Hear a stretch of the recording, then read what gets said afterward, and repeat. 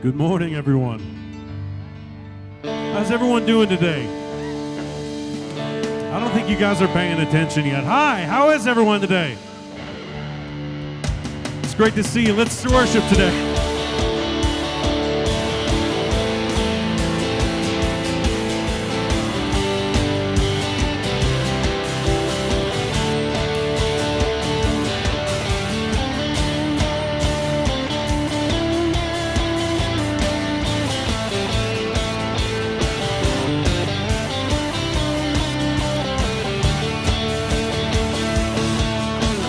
What does it mean to be saved?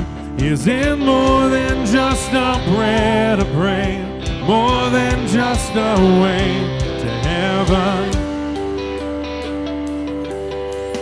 What does it mean to be His? To be formed in His likeness? Know that we have a purpose. To be salt and light in the world, to be salt and light in the world. Let the redeemed of the Lord say so. Let the redeemed of the Lord say so. Let the redeemed of the Lord say so. Say so and say so. Let the redeemed of the Lord say so. Let the redeemed of the Lord say so. Let the redeemed of the Lord say so. Say so and say so. Oh, that the church would arise. Oh, that we would see with Jesus' eyes. We could show the world heaven. Show what it means to be His, to be formed in His likeness. Show them they have a purpose. To be salt and light in the world, to be salt and light in the world. To be salt and light in the world, to be salt and light. Come on, sing it out. Let the redeemed of the Lord say so. Let the redeemed of the Lord say so. Let the redeemed of the Lord say so. Say so, say so. Let the redeemed of the Lord say so. Let the redeemed of the Lord say so. Let the redeemed of the Lord say so. Say so and say so. I am redeemed, yeah. I am redeemed, yeah. I am redeemed, yeah. I am redeemed, yeah. I am redeemed, yeah.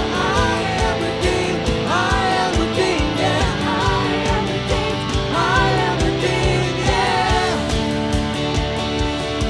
To be salt and light in the world, to be salt and light in the world. To be salt and light in the world, to be salt and light in the world. To be salt and light in the world, in the world, in the world, in the world, in the world. Let the redeemed of the Lord rise up. Let the redeemed of the Lord rise up.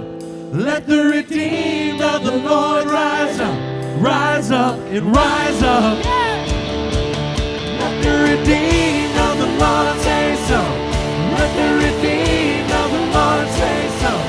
Let the redeemed of the Lord say so. Say so and say so. Let the redeemed of the Lord say so. Let the redeemed of the Lord say so. Let the redeemed of the Lord say so. Say so and say so.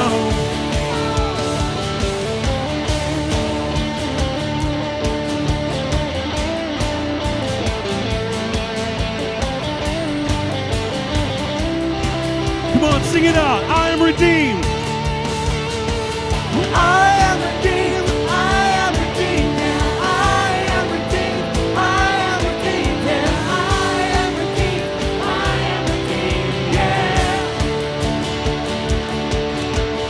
I am redeemed. I am redeemed. Yeah. I am redeemed. I am redeemed. Yeah. I am redeemed. I am redeemed. Yeah. Let the redeemed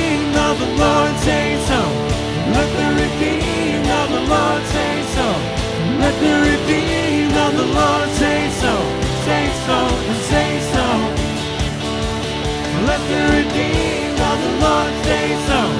Let the redeemed of the Lord say so. Let the redeemed of the Lord say so. Say so, say so. Yeah. Go put your hands together.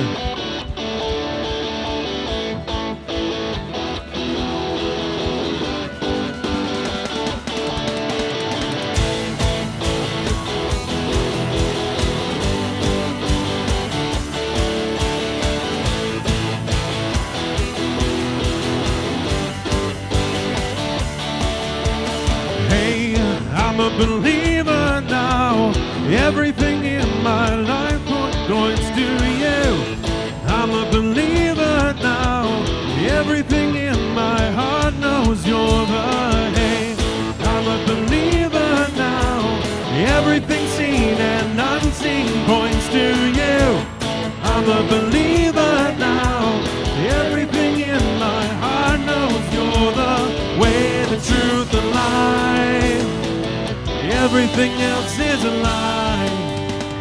You are the one who saves and sets us free. Come on, sing it out. I believe, I believe,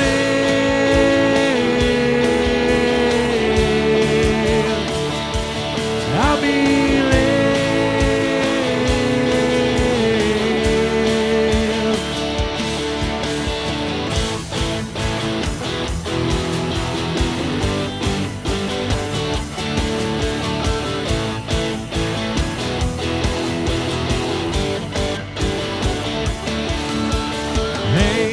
I'm a believer now.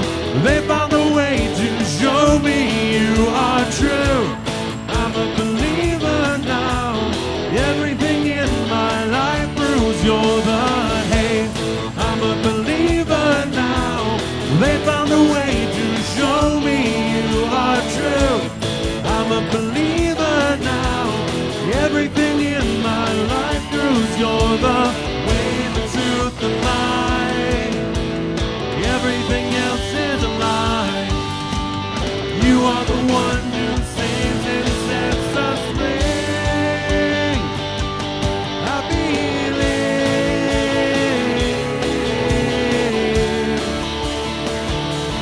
I believe.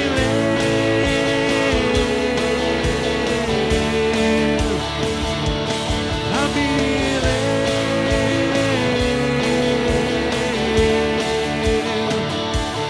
I believe.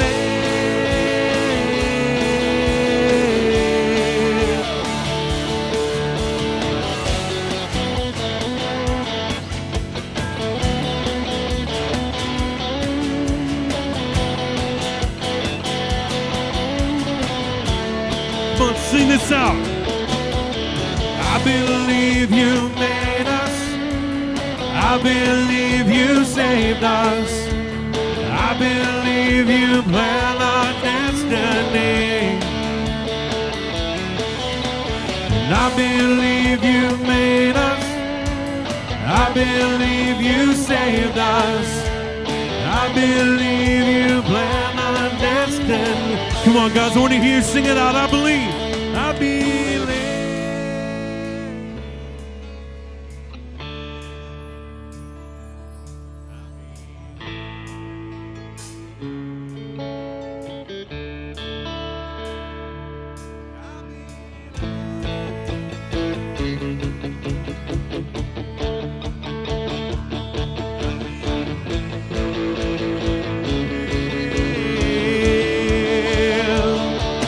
I believe.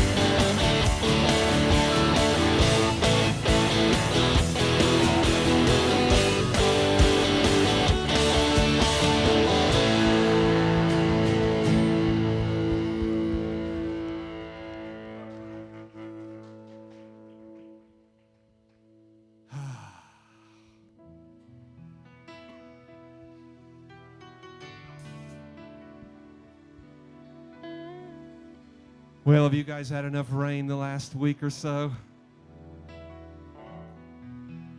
Are y'all out there today? It sounds like a sleepy Sunday. Too much rain.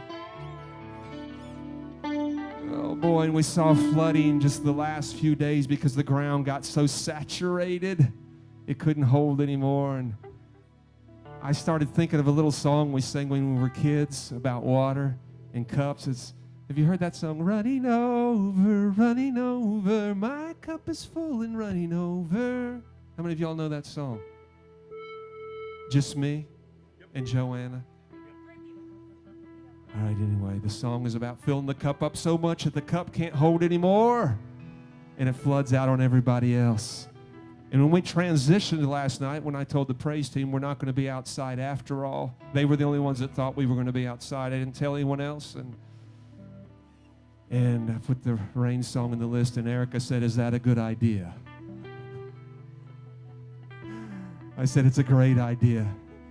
Because that's what we're crying out for. Even as the earth has seen so much rain in our area till the ground is saturated, that's exactly what we're praying for spiritually. I told you a few weeks ago that David called the worship team the house prophets. And today we prophesy over this house.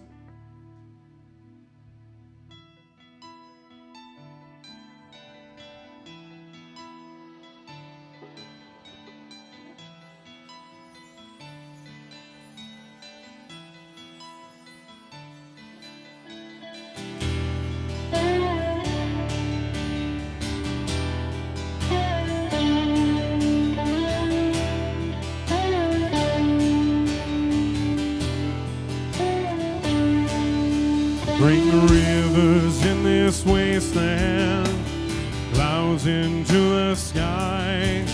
Bring springs of life into the wells that have been run dry. Rise up in this city, gather in this night. Roll down on your people, your glory and your light. Rain, Lord, we thirst for water. Rain, we are desert land. Rain on your sons and daughters. Rain, bring your rain again.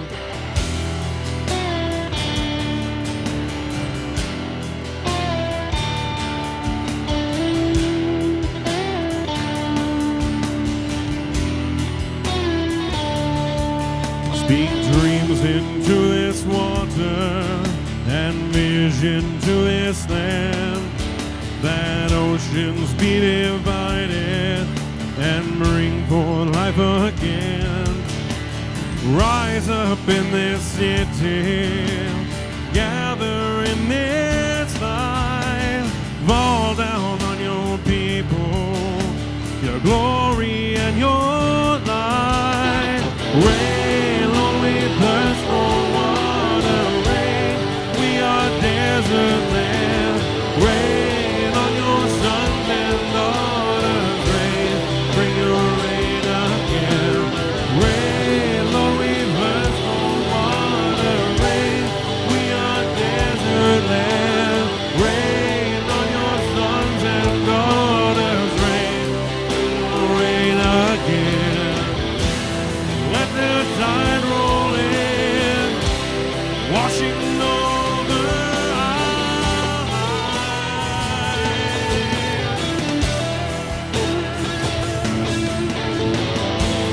Let your water fall again.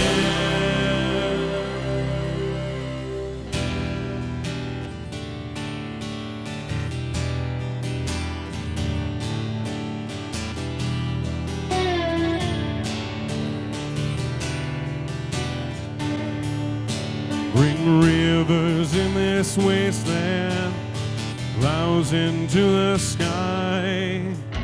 Rain, Lord, we thirst for water. Rain, we are desert land.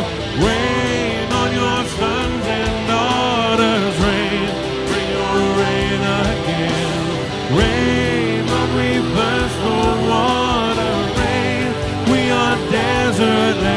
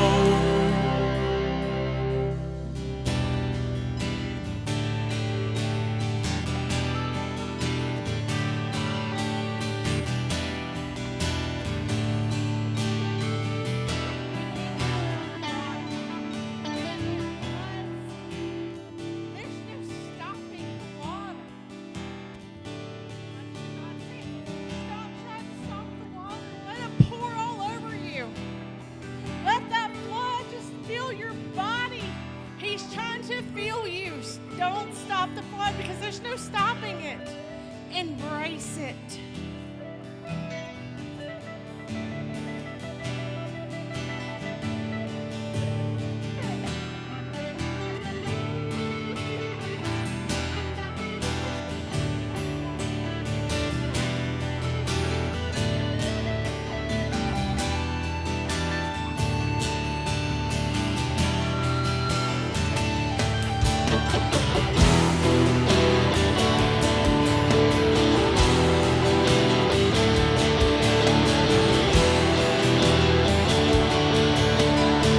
Come on, sing this out. Rain, Lord, we thirst for water. Rain, we are desert land. Rain on your sons and daughters. Rain, bring your rain again. Rain, Lord, we thirst for water. Rain, we are desert land. Rain on your sons and daughters. Rain, bring your rain again.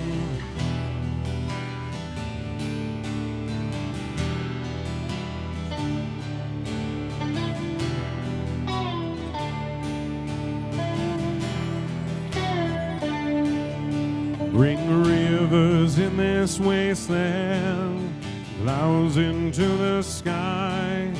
Bring springs of life into the wells that have been run dry.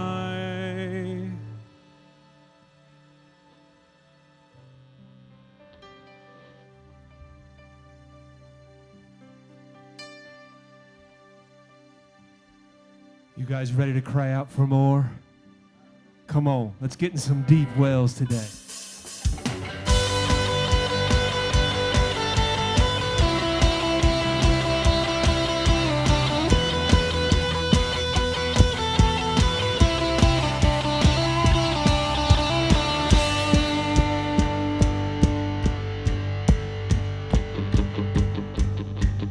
I've got a river of living water, a fountain that never will run dry. It's open heavens we're releasing, we will never be denied. 'Cause we're stirring up deep, deep wells. We're stirring up deep, deep waters. We're gonna dance in the river.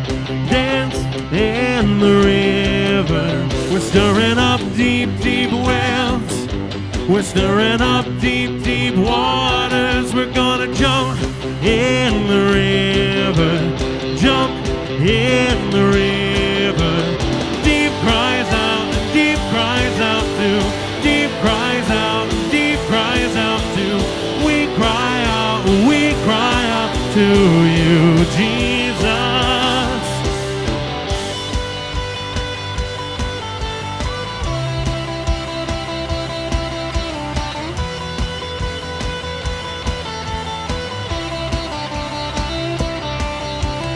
I've got a river of living water, a fountain that never will run dry. It's open heavens we're releasing, we will never be denied. 'Cause we're stirring up deep, deep wells.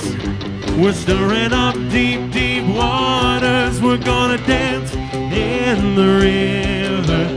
Dance in the river. We're stirring up deep, deep wells. We're stirring up deep, deep waters. We're gonna jump in the river. Jump in the river. Deep cries out too.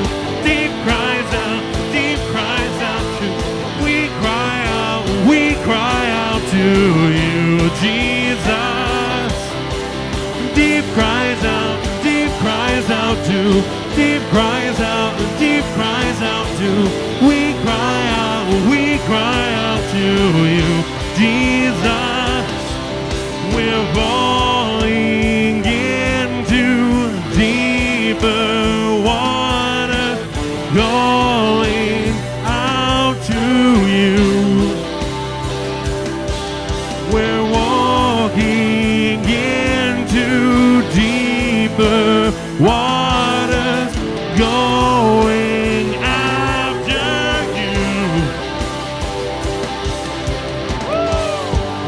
Let's see how good you guys are at following directions, okay? I want everybody to dance. And if he goes to the left, then we'll go to the left. If he goes to the right, then we'll go to the right. We're gonna jump, jump, jump, jump in the river. Jump, jump, jump, jump. And if he goes to the left, then we'll go to the left. If he goes to the right, then we'll go to the right. We're gonna dance, dance, dance, dance in the river. Dance, dance, dance, dance.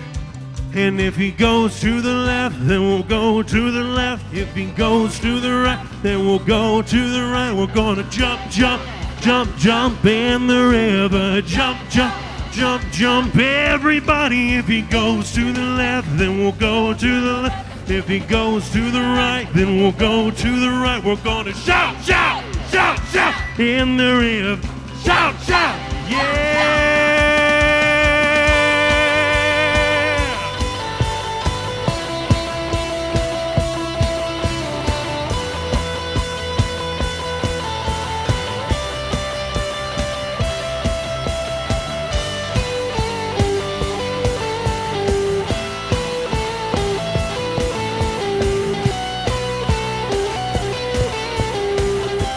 Sing it out. Deep cries out, deep cries out too. Deep cries out, deep cries out too. We cry out to you, Jesus. Deep cries out too. Deep cries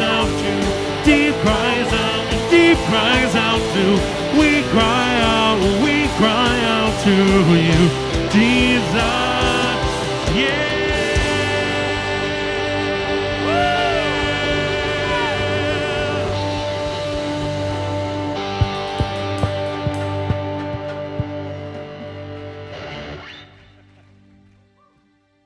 Good morning. You may be seated. Welcome to Cornerstone Family Church. If you're visiting with us today, we are so glad that you are here. And for all of our church family, I am glad that you are here. I'm glad that you want to be here. I'm glad that you're here. I'm glad that you came. I'm glad that you made it. I'm glad that you're here. It's good to see you guys this morning. Hey, church family on the sofa, hope it's not too long and you're in our midst as well. I want to thank all of our leaders for taking the kids out yesterday, our KOZ leaders and our GO leaders. Thank you again so much for giving up a Saturday to impart into the lives of guys and gals that need some extra God time and girl time and guy time and good time. Thank you so, so much for doing that. Where's Jill? Where is Jill? Come on up here, Jill.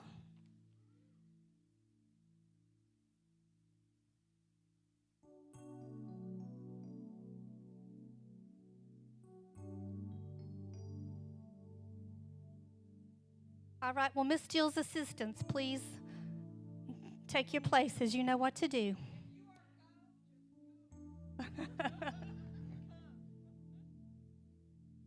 And we need one more person up here. We need Mama Elizabeth.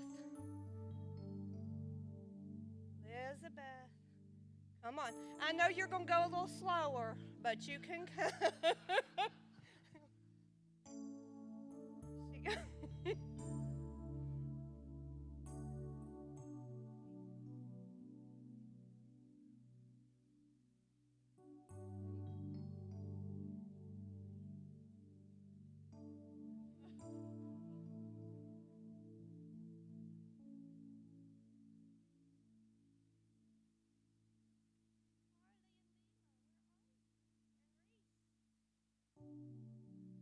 Get on up here. What are you doing way over there? Get over here.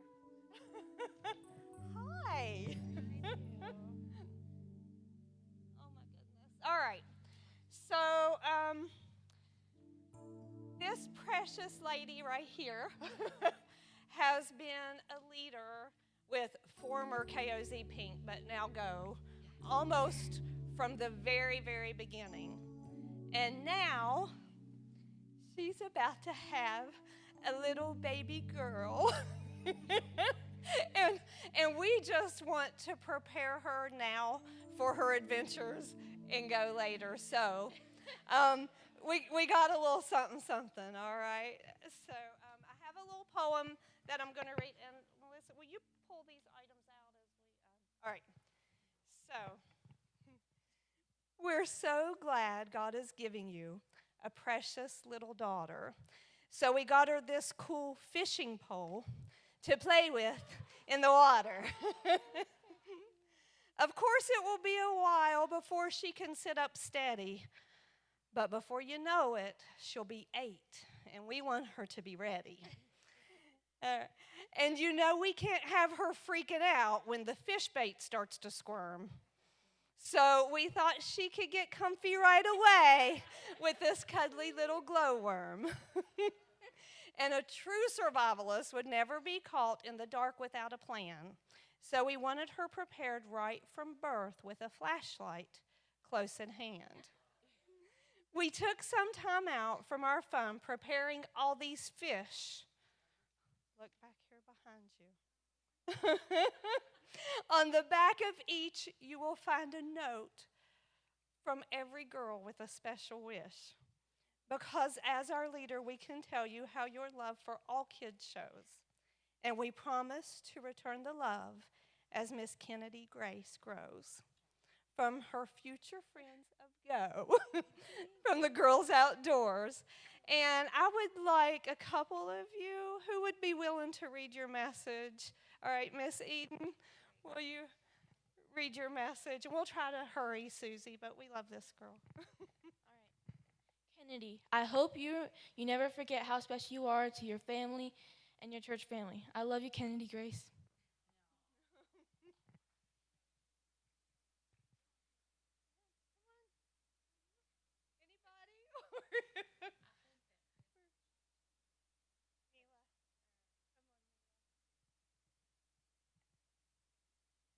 I hope your future is going to be good and that she will be as beautiful as her mom.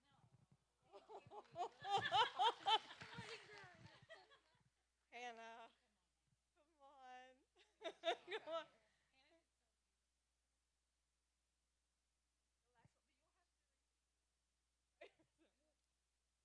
Kenny, you are so loved. There are many people that will protect you and give you their lives for yours. I hope that you will have a life full of happiness and love.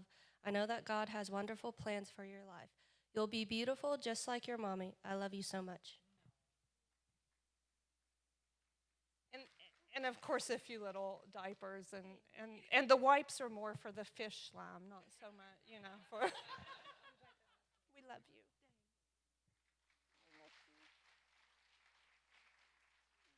Give these girls a hug.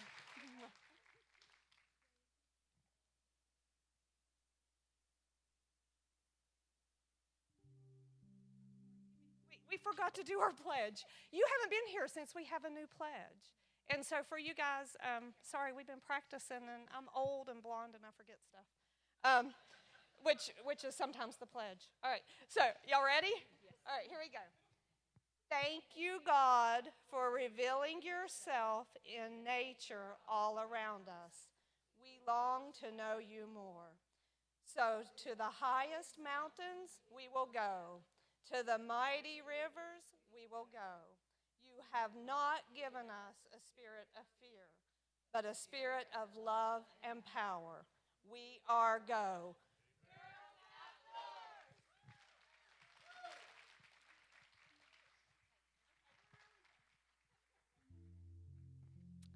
Thank you, ladies.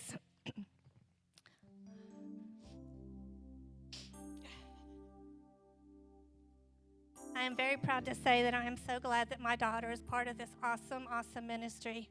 Don't let your kids miss out on Saturdays when KOZ and Go meet. Get your kids involved. And if you want to be a leader, the more the merrier. We will take you as well. There will not be any youth this week at the Teen Center, so enjoy some family time. Enjoy an extra special family walk, family devotions. Just enjoy the break. And Smiths, I wish you lots of sunshine, lots of good seafood, and Just think, when you go to bed tonight, the Smith family, when they go to bed tonight, they're going to be going to bed at the beach. Oh, I'm so jealous. Oh, enjoy your much-deserved vacation. Save the date for Sunday, July 4th, because after church, we will be going to the Foree Farm for a picnic and the world's largest slip and slide. So we'll give you more details as we get closer, but make sure and save the date for that. I didn't see the first lightning bug yet, but I have been on the lookout. And Miss Marie told me this morning that she saw one, and I have been on the lookout. And you guys know how I feel about lightning bugs. They are one of my most favorite things that God ever made. And I tell you, every year, they're made so that kids can find them. They fly low to the ground. They don't go fast. They don't stink. They let you catch them.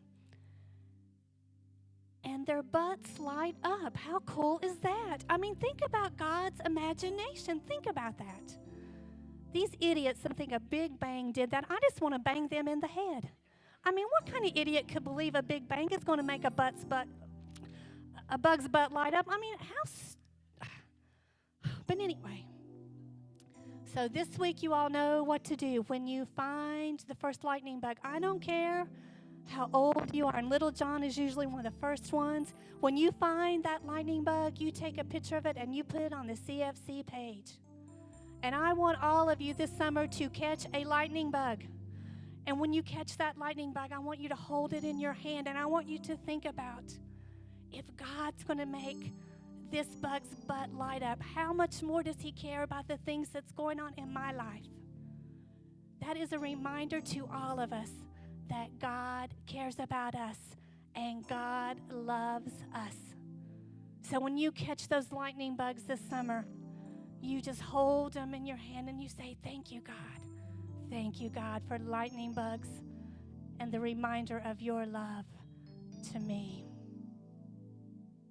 I'm going to ask the Sibleys and the Sparks and the Noggles to come and stand right along the front, please. I won't make you come up on stage because I know it's hard for Miss Dolores.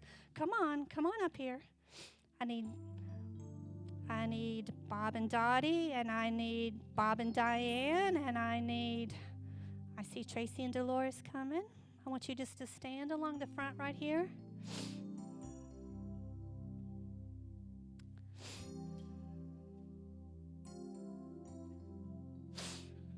Should have gave you more warning, sorry.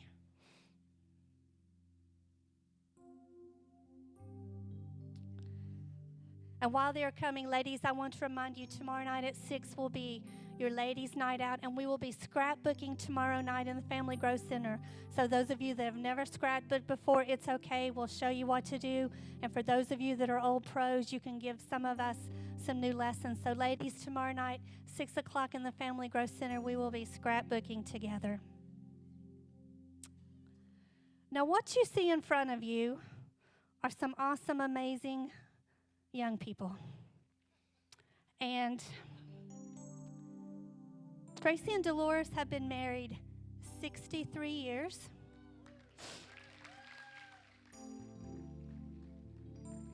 And Bob and Dottie, I can always remember their anniversary because they got married the day I was born. Isn't that cool? So, not really, like 6 days before, but that's how I remember how old I am because it's how long they've been married.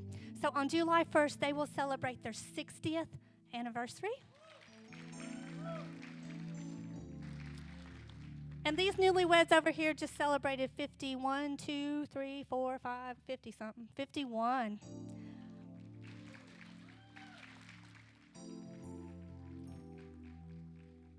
But when you look at them, I want you to see commitment. When you look at them, they represent good times, bad times, hard times. They've lost children. They've lost grandchildren. They have been through it. But they've modeled commitment. And they've modeled stick-to-itness. And they've modeled we're in this together with God. And I was thinking this morning, it doesn't take 2, it takes 3. And I know for some of you it's hard because you haven't made it and it's not your fault. But this morning, I want to honor these that have. And we honor you this morning for just your commitment, just your decision that we're going to make it last and we're going to make it count. And when you look at them, there's lots of good days. There's lots of good memories. There have been so many happy times, so many life celebrations with their families. But most importantly, they are here together, serving God together. So this morning, we just honor these three couples. And we wish you many, many, many more happy anniversaries. We love you guys.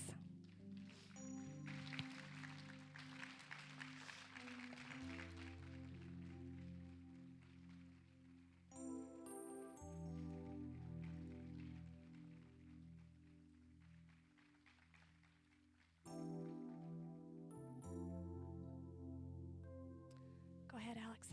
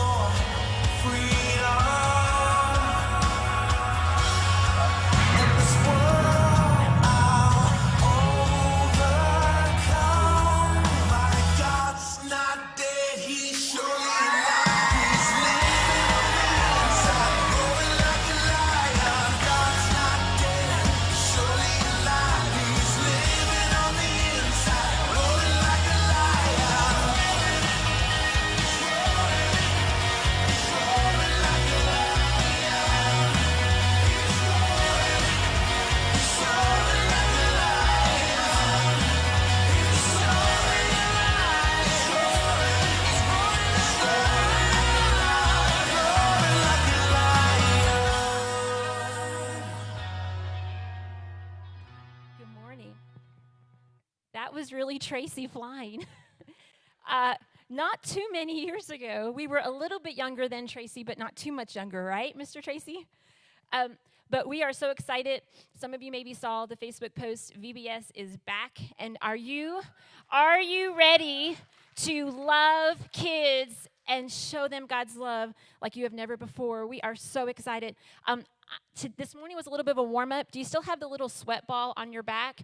And are you still slightly out of breath after Deep cries out? Because if you are, then you are just the person that we need for VBS. So it's going to be in August. It's going to be August 9th through the 11th, Monday through Thursday in the evenings. If you are new around here, meaning you have not, or you've just started coming within the last 2 years, you have no idea what Cornerstone VBS is. And even those of you who have been here, we are going to do a little bit of a remix. The goal is to have the entire event outdoors because I want to see your children's smiles. And we just feel like with all of the C word, y'all know the C word stuff still going in round, we want to do it all outside. So those of you who are praying for weather, the prayer is 70 degrees, 0% humidity, Monday, Tuesday, Wednesday, and Thursday night. But it's all good. We have plan A, we have plan B, we have plan C. But we need your help. Is it going to look the same? No. Is it going to sound the same? No. Is it going to be 400 kids? I don't think so. I don't think so, but y'all, whatever you want to do. But it is going to be outside. It's going to be different. But you know, Tim, It's not going to still be it's not going to be flannel graph. We're still going to do a skit. We're going to do characters. We're just going to remix it so we can do it outdoors. So if you are willing to help us, basically, if your child has finished 6th grade, going into 7th grade, they are part of the staff for VBS. So we need those teenagers all the way up through adults. We take all of you because we need all of you to make this happen. So out in the lobby, there's some sign-up sheets. There's 2. They're both the same. It's just we can make the line go faster. So if you would put your name, your kids' names, teenagers that are helping, this is for the staff, the helpers, the teachers, the worship leaders, the team leaders, the people that want to be in a skit, the people who want to help do food, who want to help do the bounce houses, all that stuff. So if you'll put your name on these in the lobby as you leave, and then in 2 weeks on Sunday night, June 27th, we will have our first launch meeting. Now, we know through the summer that many of you, like on any given week, 10% of the population is at the beach. So if it's your beach week, it's okay. We'll catch you up if you can't be here June 27th. But that Sunday night at 6 o'clock, we're going to get things rolling for all of those of you who want to help. And I feel like we'll be outside and finish off with some ice cream sundaes or something like that. So put that on your calendar, Sunday night, June 27th, for the kickoff meeting. Pastor Tim will then be revealing the theme after he and I duke it out. He has his plan, I have my plan, and we have to get the plans to work together. I will say this, for those of you who maybe sometimes feel overwhelmed with the building that's involved for it, it will have to be portable because it's going to be outside. So it'll be, I don't want to say simpler because that would frustrate Pastor Tim, but it will have to be a little bit more creative, there you go. So, and lightweight, because we'll have to move it in and out, but we're really excited. So I'll be in the lobby after church, and I can't tell you how ready your kids are to be with all of you. You know, the K4 through 2nd graders have not been in the sanctuary in corporate worship since last March. I want you to think about, like, John Morgan is in 2nd grade. He hasn't been with all of you in worship. He is saying God's not dead back there and out of the box, which is really awesome. But there is something about all of us being together. And so August 9th, I can't wait to we won't be raising the roof because we'll be outside. We'll be raising it up to the heavens straight up.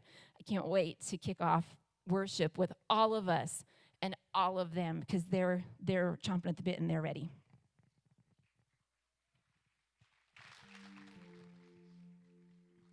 This morning, as we get ready to give, I want to ask you a question.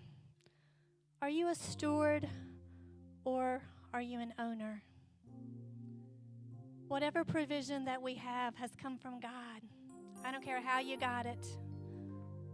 The talents, the gifts, however, God's behind it.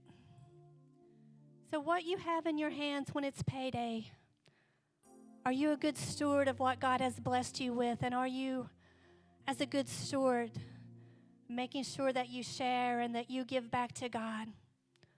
Or are you an owner of what God has blessed you with, and you own it all and you keep it all and you're not about to share because you need more and you need it all? So this morning I want to ask you, with the provision that God blesses us with, are we going to own it, or are we going to be good stewards of our blessings? Father, may we be good stewards. God, may we release back what you have blessed us with. Father, may we never, ever try to hoard it up and just keep it for ourselves. God, may we give it back out to our church family, to this community, God, around the world, your plan, God. Father, help us just to be not good stewards, God, but great stewards of your blessings. We honor you this morning with our tithe and with our offerings, and we thank you, God. Amen. Just bring your tithe and offerings forward, please, and children 3rd through 6th grade. You can gather at the back door for Kids Church.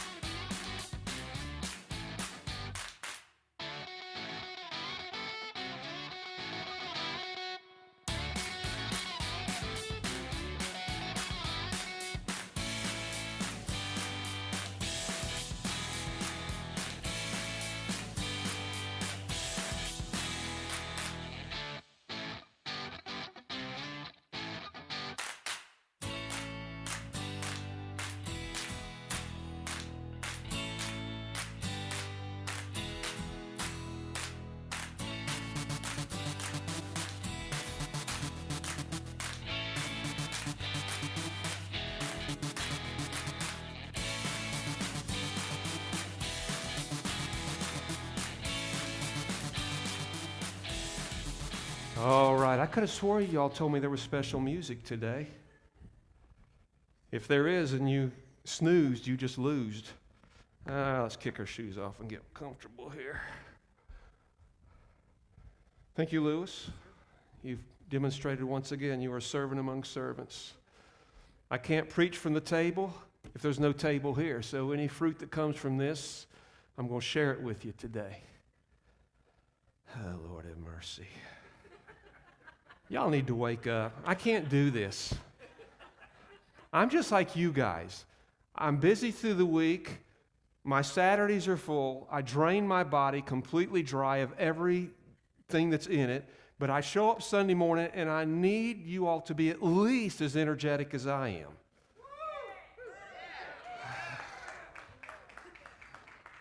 Well, they say if you can get 10%, you've done well, and that's about what I've got today. So, all right, I don't know what I've got left in the tank today, seriously, because my understanding is that I was given credit for a great miracle yesterday.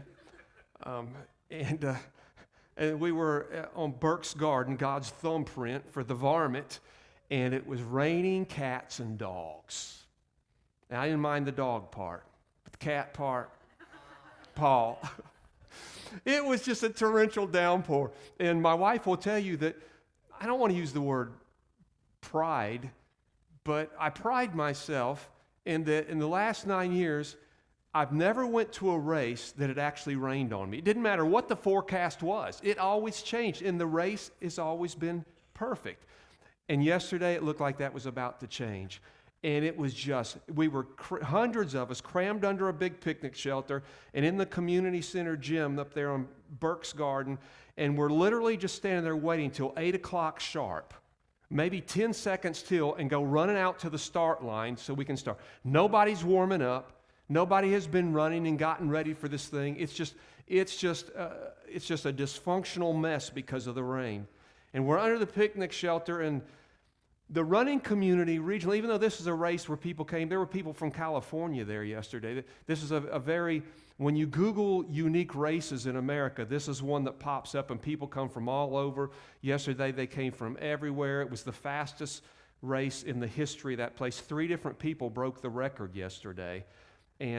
But it was raining, and a lot of people we've gotten to know each other, and so somebody started the whole thing with, well, Pastor Scott's here, he can probably call in a favor. And so it started this chain reaction. It was like the corporate cry was, you can do something about this. I felt like Jesus at that first miracle when they're out of wine and his mother says, you can do this.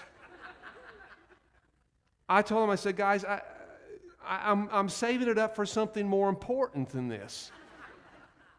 But they asked, and I didn't really respond that much. But as God is our witness, the race director came under that shelter and began to talk to us just quickly before we ran out to the starting line. And at 7:58, it went from a torrential downpour to a dead stop like that. I've never seen that in my life. And I got credit for it. But also, as God is my witness, to my knowledge, I had nothing to do with it. But I told them afterwards, they're just all thanking me. They're so grateful to me. It's like, thank you for what you've done for us here today. This was a great miracle. And I told them, I said, the downside is I've used every ounce of anointing in me to pull this off today, and I probably won't have anything to preach tomorrow. And they didn't even feel bad about that because they weren't planning on being here except for Daniel and Kayla. I assume they may be. I don't see Daniel because he's usually right there. They may not have anything left to even get to church today. It's a rough day. But anyway, so if this is a total belly flop, I wanted you to understand up front why, so you could at least feel sorry for me. You know how it is when someone's on the stage and they're trying to sing, but they're doing a terrible job. People are more expressive. If someone's doing just a knock it out of the park job, everyone's just sitting there going. But if someone is just there going flat, and their voice is breaking, they're like, oh, bless them, Jesus, and the crowd just comes alive. The worse it is up here, the more alive the crowd becomes, because out of pity, they're just trying to help just consume the moment. And so if you all get very vocal with me today, that'll let me know that I'm just not doing a very good job. But you will be doing a good job. I did plan on us being outside today. The praise team got readjusted at the last minute yesterday. And of course then, as soon as I made the call, of course, the weather forecast completely cleared up as soon as I made the call. But we didn't get the grass cut, so it probably was still good that we didn't go out there. It is a little saturated out there. But when we go outside, it's always storytelling time. And I had a story to tell, but I went ahead and brought my notes in here today so I can be maybe a little more detailed than what I would have been out there today. I want to show you just a few verses of a psalm that David wrote. And I want you to understand then where I believe the history came from before David ever wrote this, using this specific term for God. And it wasn't the only time that he would refer to God as this. Look at Psalm 18, verses 1 through 3. It says, I love you, O Lord, my strength. The Lord is my rock, my fortress and my deliverer. My God is my rock, in whom I take refuge. He is my shield and the horn of my salvation and my stronghold. I believe that the history in David's life that led to him writing this psalm started when he was a very, very young man, and some would even say a boy. And you all know the story of Saul coming and anointing David as a future king, and I love to preach that story because it reminds us there's a gap between a man and there it is. There were many years in the making of when the prophet said, you will be king, and when he actually became king. We in America, in a microwave culture, we don't do well with the word of the Lord because we want it now. But we're reminded through David's life there was a process and a progression that went from a man to there it is. And when David was still very young, and most would say a teenager probably, he was brought into King Saul's service. It happened because Saul was going through some kind of weird something or another, and he was being tormented. And the Bible talks about how an evil spirit would come upon him and torment him. And we don't know how to wrap our brains around all that because God is the one that actually anointed Saul as king. Saul was not very consistent as a man, being good and or bad. He just was very dysfunctional at times. Somehow this evil spirit would come upon him and it would torment him. And somehow they figured out that if someone could play just the right little dirge on the harp, it would calm him down. And they decided they'd try to find someone who was skilled enough to do that. And somebody knew about David. He said, I know a young man that can probably help you. And he went and he found David, and he brought David in. And when Saul was being tormented by that evil spirit, David began to play upon his Les Paul. And it calmed Saul. I don't know if it calmed the spirit, but it calmed Saul down. And that's how Saul ended up connected to David. One thing led to another because he got to know David through that. There was a bond that formed, and he was also then given the assignment as Saul's armor bearer. The armor bearer is the one who helps prepare a mighty warrior by putting their armor on. They couldn't do it by themselves to lift it on, fasten it on. And the armor bearer could actually be in battle at times assisting that warrior. I wanted you to know that David and Saul had a connection before I back up now and pick the story up to where it starts getting good. It was one day when Israel's armies found themselves on one side of the valley, and the Philistines were on the other side. They were on the side of the mountains, which was common, and there was a taunting trying to get Israel into the valley to do battle. I don't know how many days this had been going on. How many days that this specific Philistine, a giant named Goliath, was walking out onto the field of the valley and taunting the armies of Israel. We don't know what he was saying. The Bible just says he was taunting them. Jesse, David's father, sent David to the battlefield, as it were, to take lunch to David's brothers. And as he walked there on the edge of the battlefield to deliver lunch to his brothers, Goliath stepped out onto the field and he began to taunt and he began to say things. Now, whatever he was saying, it wasn't just personal towards Israel, it was being made personal towards Israel's God. And it flew all over David. David was talking to his oldest brother, and he said, "What's going on here?" The oldest brother's like, "Give me my lunch and get out of here. This is no place for a kid." David became enraged because of what he heard Goliath saying. Whatever Goliath was saying was making God sound weak. And David wasn't happy about it. And he said to his brother and with the other warriors that were there, he said, "Who is this uncircumcised Philistine that taunts the armies of the Lord and makes our God sound weak?" He used that language because David understood that Israel, they were the people of God. The covenant was found within the circumcision. And so he said, this uncircumcised Philistine, he said, this giant is not in covenant with God. We are in covenant with God. Who is he to say the things that he is saying? And who are you to sit here cowering, allowing him to do it?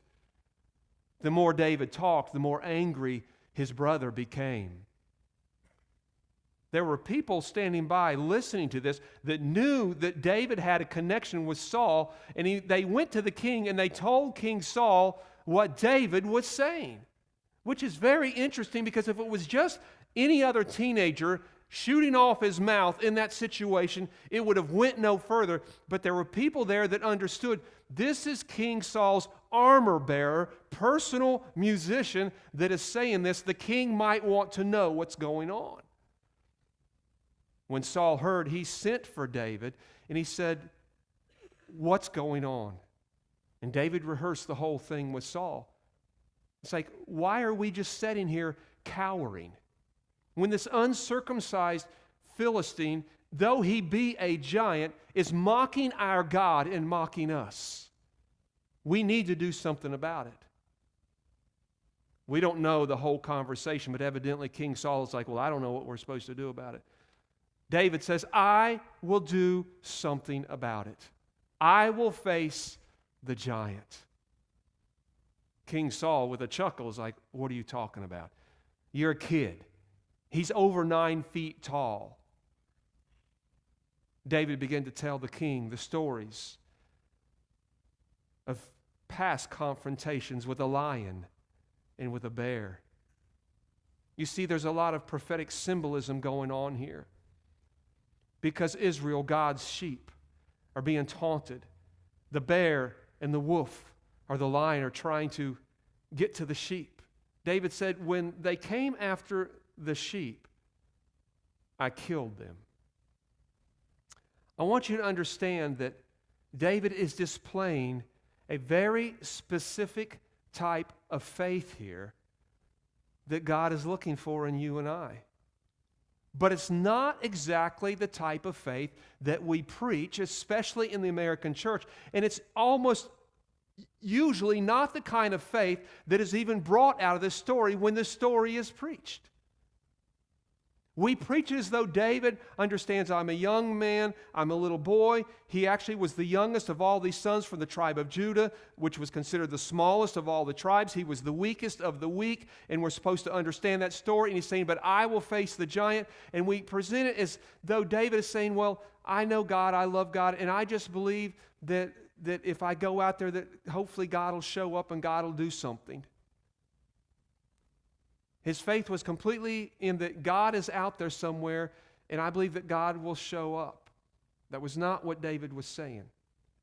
David was speaking through the filter of an experiential faith. And he was not saying, I've handled these things over here that are a little bit smaller than this, and so maybe I'll take a step up and see if I can handle this giant. That's not what he was saying. He was saying, I have done more than what I'm telling you I can do today. I have killed a bear. I have killed a lion. I can handle this giant. You see, any of us here, if we have to take our pick between fighting a bear, a lion, or even a 9-foot giant, we're all going to take the 9-foot giant. Why? Because the giant is slow. We think we can evade the giant. The bear, the lion, we know we don't stand a chance. David is not saying, I believe if I show up, God has been faithful in the past. Hopefully he'll be faithful again.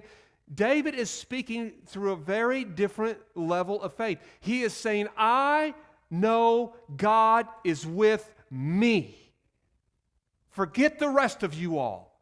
I know God is with me. He was with me. I took him on the field when I killed the bear. I took him to the field when I killed the lion. I will take God to the field today and slay that giant. David understood is, I'm not going to the field and waiting on God to show up. I am taking God. What a difference in a level of faith in what we preach and where God's actually trying to take us. Saul, I guess, feeling like, well, maybe there's nothing to lose here except for a little bit of pride. Let's just try it. And he tries to suit David up with his armor. And that's a whole sermon within itself, and we won't touch it. But we are to understand that David is getting ready to go do something that God has already proven he can do through David, but it's not through the old ways. It's not through the regular means. It's not through Saul's armor. It's not the way it normally is done. He tries it on. It's like, this isn't going to work. This isn't how God uses me. This isn't how God and I do things. And he pulls the armor off. And now he equips himself with the weapons that he knows has been proven. You see, David had skills. David had talents. It wasn't just playing on the harp. It wasn't just writing songs and singing. It wasn't just tending sheep. David knew he had slingshot skills. Now, sometimes when we invent things, we throw the baby out with the bathwater and we get rid of things that actually were proven and worked very well, but now we're too modern for that. And that's what I think was probably going on with the slingshot. But you guys know, I've told you the story. I love telling battle stories, and one of the greatest stories ever was when Alexander the Great defeated Darius in the Persian army. The Persian army was the greatest army on the planet that had ever existed, and Alexander's army did not stand a chance because Darius's chariots, his iron chariots, were too overwhelming. And Alexander the Great ended up winning that battle not because of his chariots and his swords and his javelins and his spears, but because of his slingshotists. They literally turned that whole battle as the chariots turned over because the slingshotists were throwing rocks, slinging rocks at the horses. One of the greatest battles in human history. David had confidence that, first of all, I'm taking God to this battlefield, and God is going to be all in my talents, in my gifts, in what he has equipped me with. Now, there's a little bit of a mystery going on as he prepares himself because he goes and he finds 5 little rocks. I don't know how big they were, maybe a little bit smaller than my fist, from what I've read and studied. They weren't little pea gravels. They had a little bit of weight to them. They could do some damage. The mystery is always, why 5? Did he believe that 5, it would take 5? What if I missed the first time? What if I missed the second time? We don't really know, but what we do know is there's no accidents or coincidences in the Bible. There's always a message there. Everything is prophetic. And so everyone scrambles trying to figure out why 5, why 5. And if you study the number of 5, everyone will tell you that studies biblical numerology that 5 is the number of grace. And I'm not going to argue with that, but I'll also be honest, I'm not sure how they connect the dots on all that. What I can tell you is that 5 was a very, very specific number in the building of the tabernacle. It was very specific in the measurements. And what we are clearly to understand is that number 5 was very intentional and specific in the building of the tabernacle, which Jesus became. So we understand that number 5 points to Jesus, period. He took those 5 stones. Now, was he thinking that? No.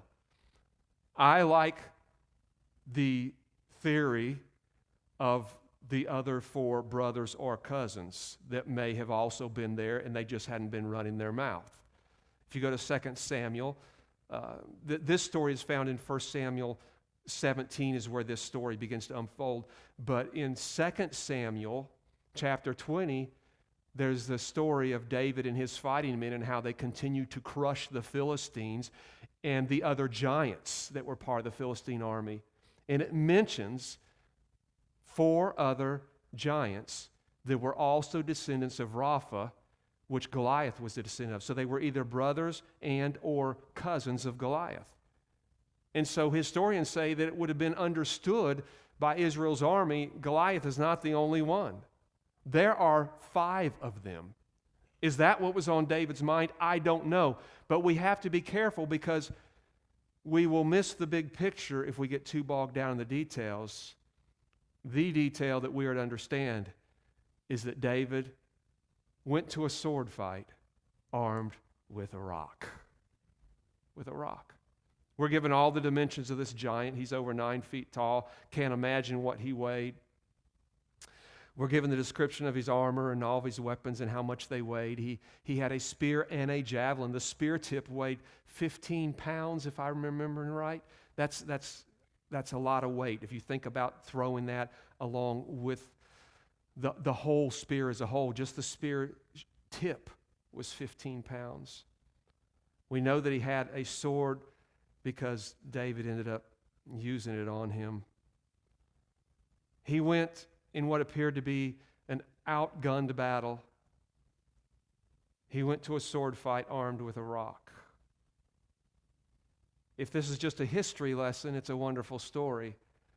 But God never gives us a story for the sake of the story and for the sake of the history. I remind you of what I said last week. Paul said these stories of history in the old, what we call the Old Testament, they were for prophetic purposes, spiritual purposes, to explain to us what God is doing. And so we are to clearly understand what David ended up understanding later as he wrote these Psalms. The Lord is my rock. We understand that David clearly believed he was bringing God to that battle. He wasn't going to the battle hoping God would show up. He wasn't going to the battle hoping God would drop a miracle out of the sky. He believed he was taking God to that battle. He believed it because his faith had built on past experiences. And that's the problem in the American church.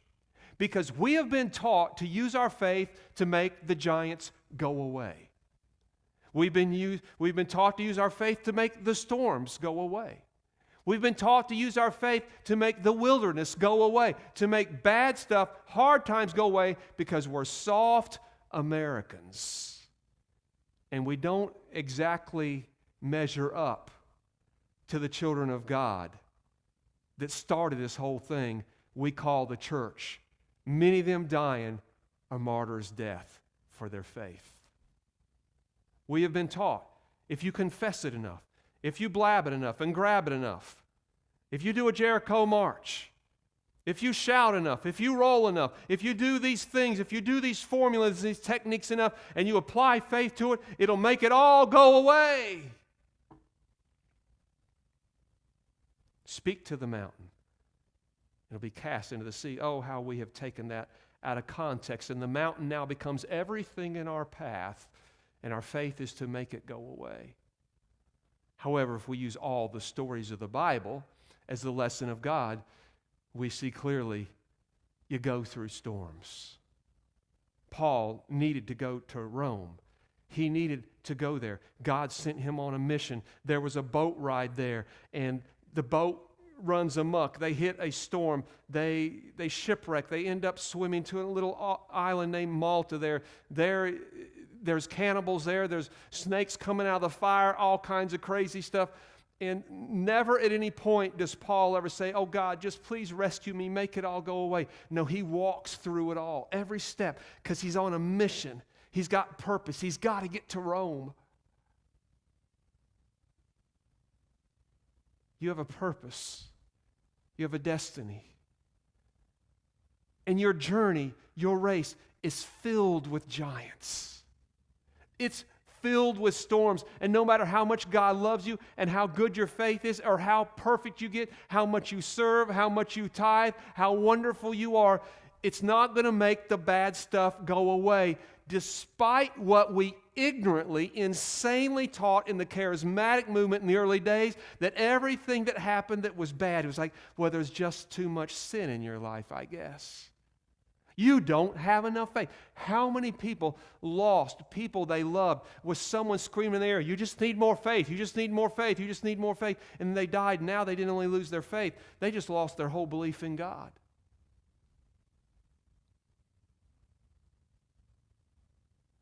David walked through stuff and he encountered things, and instead of running from those things, he faced those things. He faced his giants.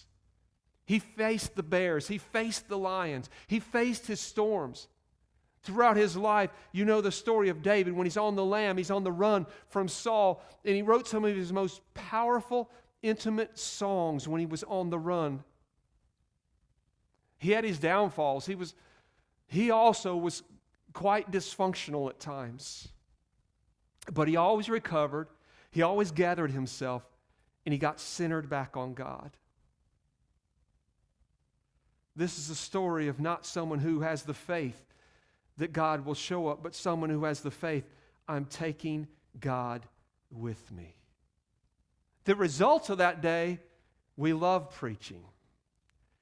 When David was asking his brother, so this giant that's taunting us, you say the king is going to offer reward to whoever kills this giant. His brother said, yeah, whoever can kill Goliath, Saul's going to give him his daughter Michal to marry. And his family will never have to pay taxes again the rest of their life. That was a big deal, by the way. So, when David killed Goliath, Saul gave David his daughter Michal as a wife, which made David a prince in the kingdom. He went from a sheep herder to a harpist to an armor bearer, all still very low level positions, to a prince in the kingdom of God like that. Simply because he had the faith to believe, I'm taking God wherever I go.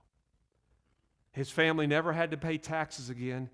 And on top of that, he was made the captain of the host of the armies of Israel. All things went through David from that point on with the military. I preached a sermon once called, Your Giant Has Your Promotion.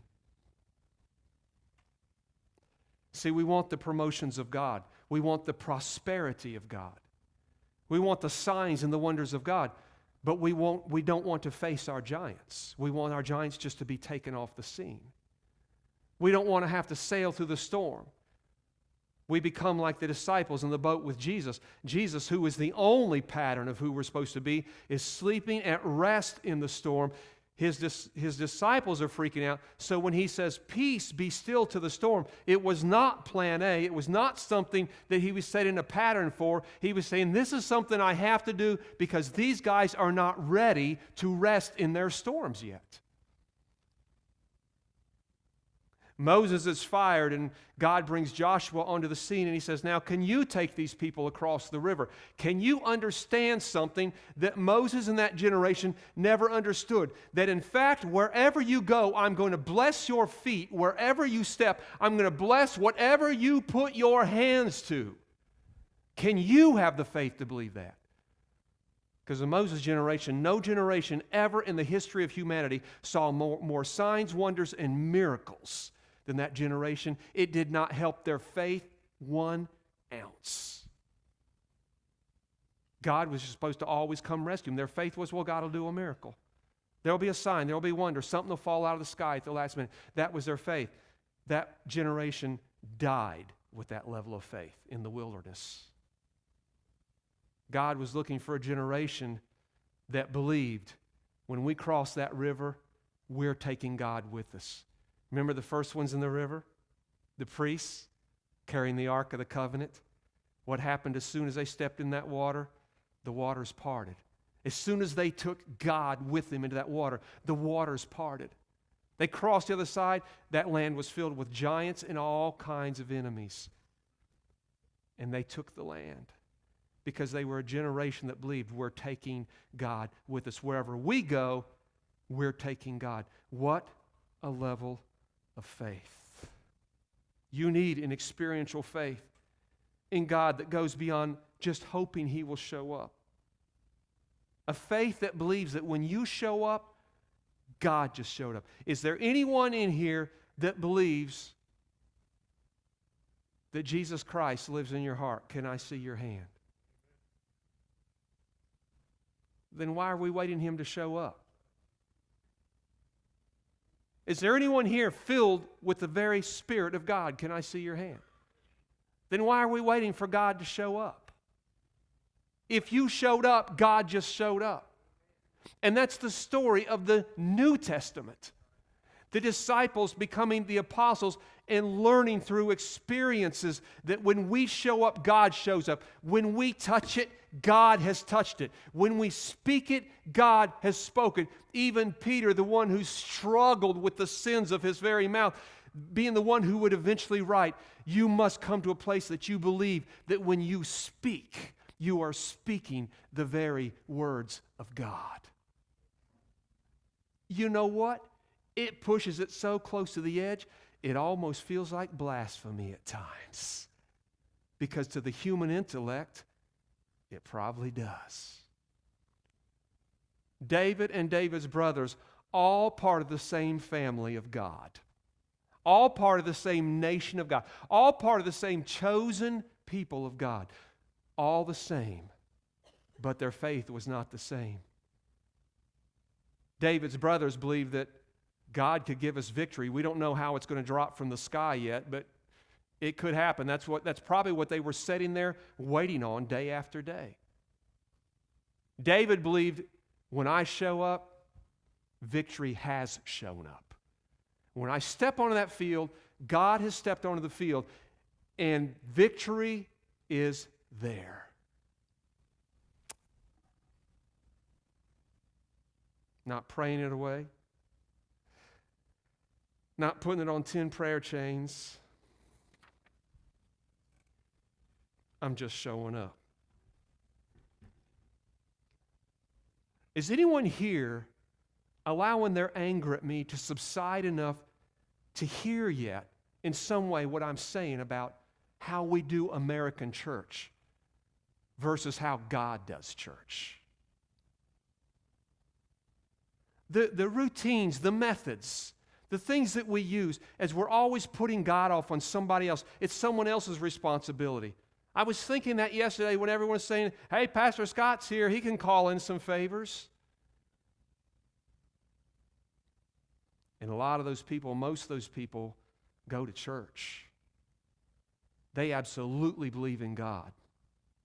They absolutely believe that God can do anything. Just wasn't any of them that thought God would do it through them.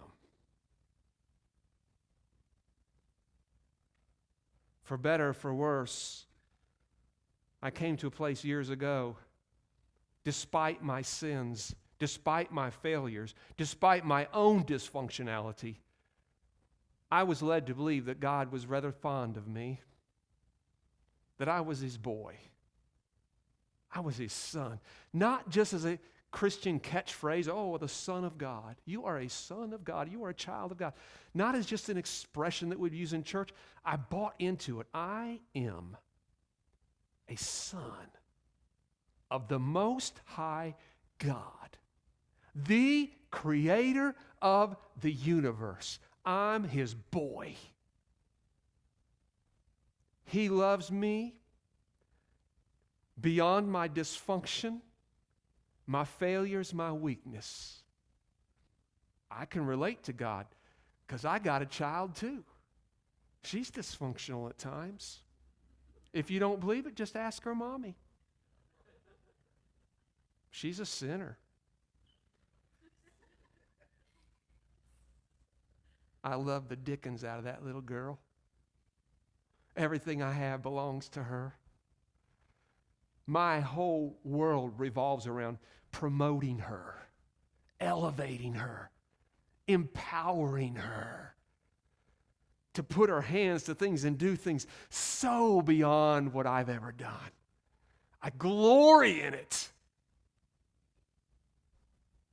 I didn't get that from God till I became a daddy. Then it's like, oh.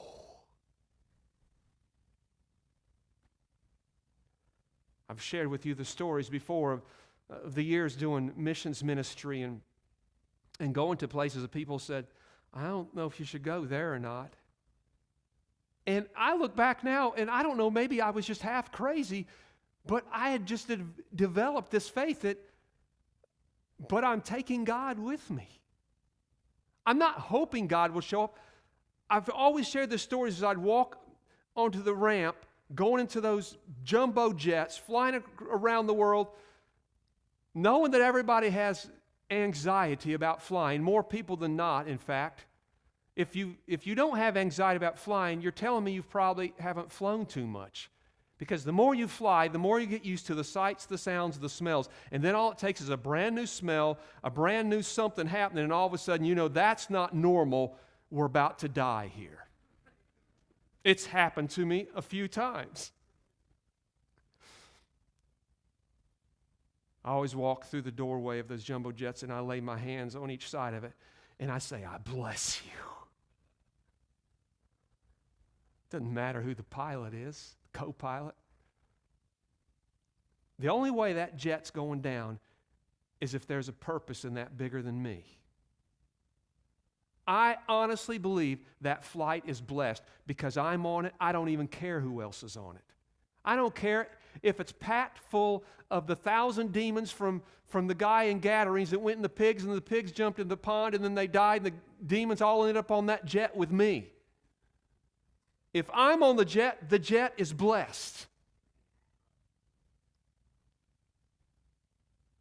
The Lord showed us illustrations years ago in the band days when we would go and we'd play in inner cities and we would play in these club scenarios that were only found in the bigger cities. They were Christian nightclubs and they were in some seedy places. And I'll never forget the night in Virginia Beach because our hotel was about a 4-block walk from that nightclub called the Fire Escape. And we sat and we played 3 nights and it was not in the best part. It was 2 blocks up off the beach where all the nightclubs were at and it was seedy. I'll never forget that first night. The guys put their guitars in their gig bags. I put my remote keyboard, my guitar in my gig bag because we weren't going to leave that there. And we're walking down the street. Nothing new musicians. There were clubs everywhere. And we watched as people parted like the Red Sea. And these looks on their faces with these people that were drugged out and drunked out and just partying. And the Lord began to show us the picture of the spirits behind the scene in these places and how that when we were walking through, things were taken notice.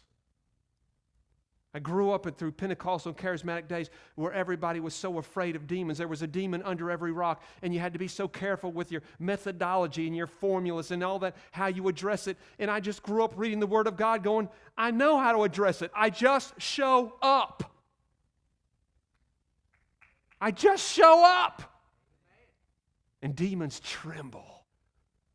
And if I could hear, they'd be saying, what are you doing here?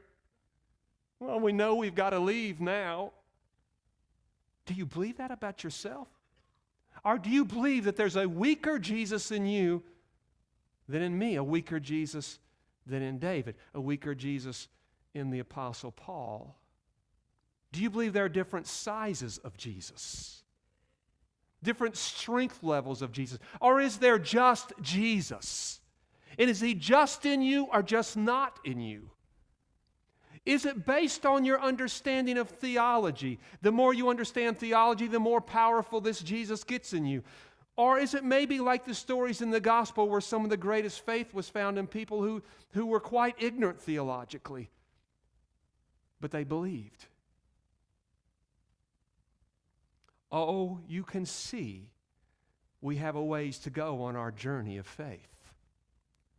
Of faith that seems so big as that God will show up and He will do signs and wonders and miracles. And we're going to pray and we're going to get our prayer chains all lined up and we're going to put our ducks in a row and all of our formulas and our methods and our techniques and we're going to learn how to do all this to get God to show up so God can do these things. What a difference in that level of faith and the faith that David had. Just said, if I show up, God showed up. If I show up, miracles just showed up.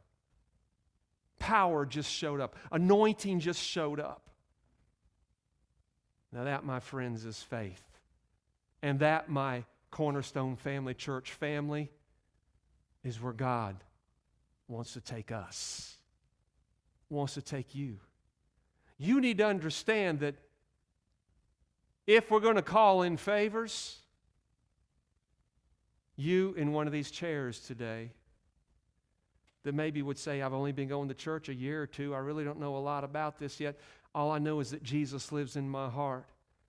You need to know that Pastor Scott has no more power to call in favors than you, but you have just as much power to call in favors as I do, because I believe I have. I have the ability to meet with God. Talk with God. Approach some things with God. It's not always a sign. It's not always a wonder. It's not always a miracle. It's not always something that gets fixed, because we can't get past that faith is supposed to fix things. Faith isn't designed to fix things. Faith is designed to get you through things, over things. How many times have we missed the victory because we misinterpreted the outcome of what just happened?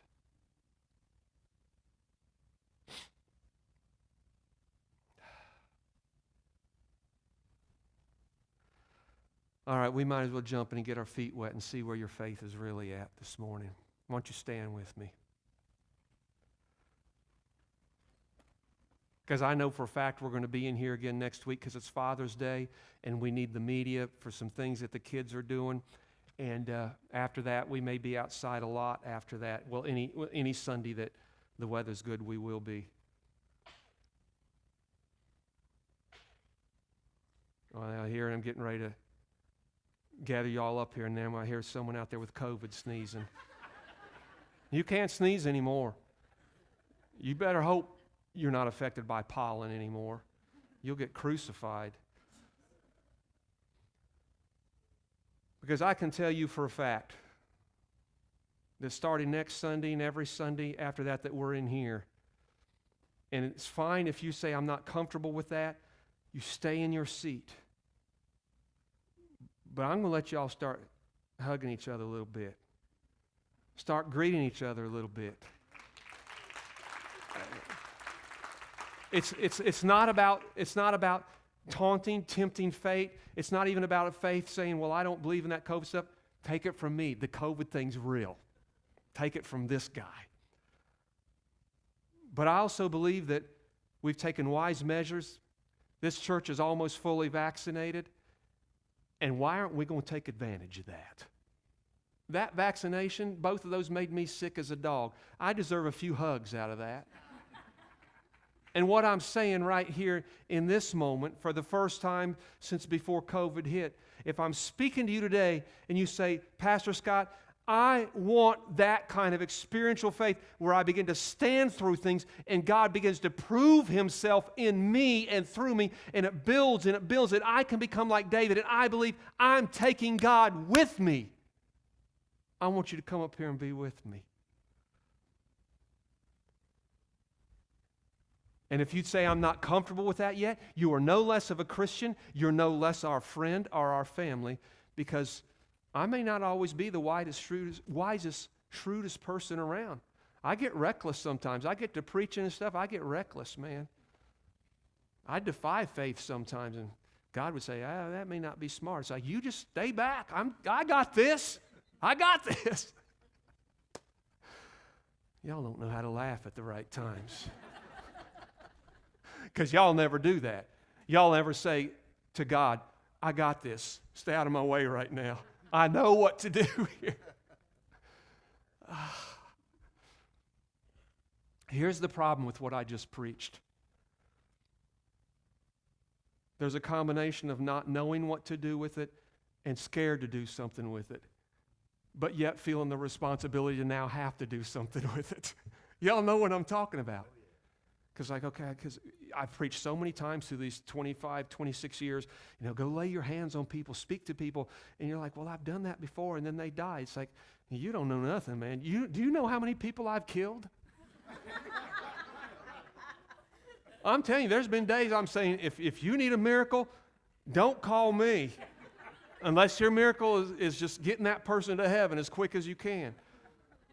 And then there's been days that God literally almost, in one case, raised the dead, is what they would say up there, and I wasn't even half trying. Stopped a torrential rainstorm yesterday and barely flexed a pinky. I was so anointed, I wasn't even aware that I was doing anything. Thank you. Oh, I love seeing you guys back up here with me. I feel like we're having church again. For the first time, I feel like I'm having church. This is good. Say, Pastor Scott, what are we supposed to do with this right now? Well, let's have some American church. We're all going to stretch our hands out and we're going to breathe the name of Jesus, and it's all going to drop on you and hit you in the head, and you're going to walk out of here. What are we doing up here?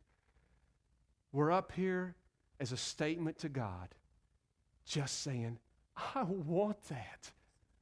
I want to step out in that. I want to move and breathe in that. I want to walk that out in my life. I don't know how God makes it all happen except for to tell you that you got a giant out there somewhere. I don't know if it's going to be tomorrow, a week from now, a month from now, but you got a giant that you're either going to have an opportunity to face or put that giant on 25 prayer chains, hoping that one of them will run him out of your life. And if you'll face that giant and you'll believe that God's with you, you're going to defeat that giant. And then you're going to rest for a few days, and you're going to hit a storm. You're going to, what did I do wrong? And you're going to fall into that old teaching, well, there must have been something I did wrong. And sometimes there is. We reap what we sow, but God still makes lemonade out of that. Thank God. Why even question where the storm come from? Who cares? It's a storm. Learn how to rest in it instead of making it go away. You're in a wilderness, okay? At the most, that's probably going to be 40 days. That seems to be God's magic number for wildernesses. Or you can put it on 25 prayer chains and wait for 40 years for the wilderness to end. Or just take Jesus with you and plow on through it and get it over with. Because when you come out the other side, you'll be just like Jesus when he went into his wilderness and he came out instantly doing signs and wonders and miracles. Not before the wilderness, after the wilderness, because the wilderness had his promotion. The giants have your promotion. The storms have your promotions. But you got to get through them, okay? Stop speaking to every mountain and start climbing a few. Today, Father, Lord, have mercy. I feel like that the longer I do this thing, the less I know what to do with it. 20 years ago, Lord, I gave picture-perfect altar calls. I knew what to say, what to do. I knew what to tell people to expect. I don't know what to tell them at all anymore, Lord. Just come up here and tell God you want it. So do your thing, Lord. These are all individuals. You love them all the same. You're mano with them, just like you are with me and Billy Graham, two of the greatest men I know. And you're wanting to instruct them, Lord, by the power of your Spirit, individually on how to do this thing, wherever they're at right now. So we're just up here to say, Lord, we agree with you on that. That's what we want. That's what we want. And so we're going to tell you we're not going to run from the giants anymore. We're not going to avoid the mountains. We're not going to cry and gripe the whole time we're in the wilderness. We're not going to try to wake Jesus up in the next storm and say, don't you care that we're about to perish here? We're going to stay the course. We're going to set our faces like flint towards you. We're going to keep our eyes set on you. And we're going to run through this stuff. And we're going to kill some giants. Now listen to me as I finish this great story. I don't know what that rock did to Goliath, but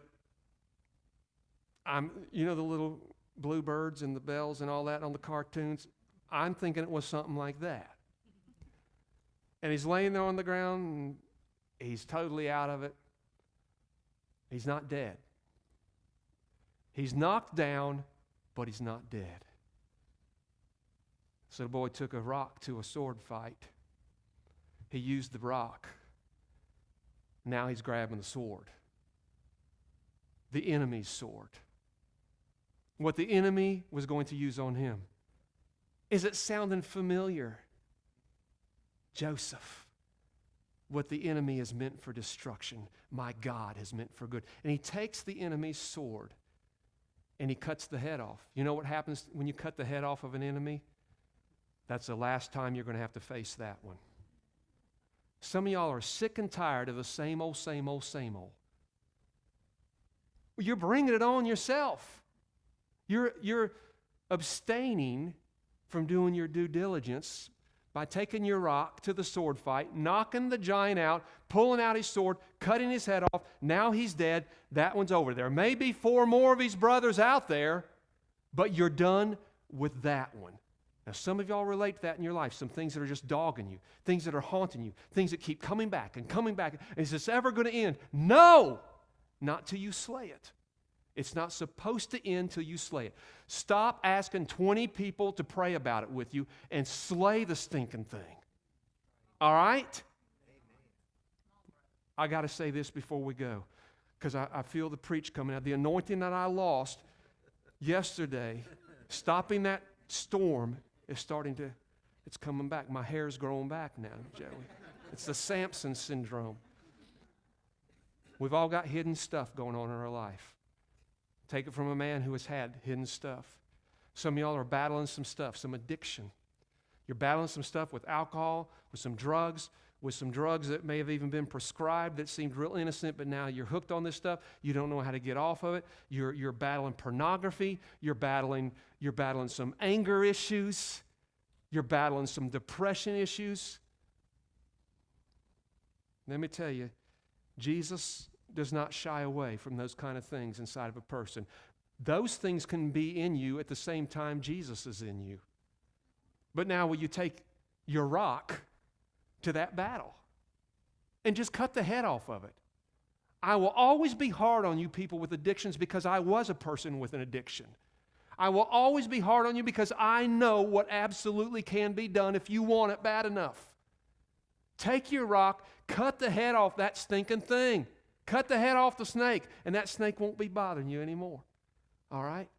Stop waiting on it to go away. Stop waiting on your miracle. Stop waiting on it to fall out of the sky. Stop asking other people who you think can call in some favors from God.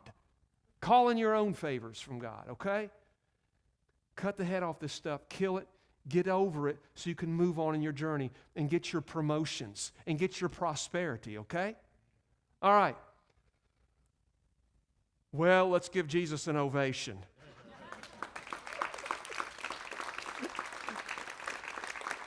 Isn't that what Jimmy Swaggart used to say? Give the Lord an ovation. Yeah. And we're going to sing 3 more stanzas, 5 more times. I love you guys. I bless you. Go in peace.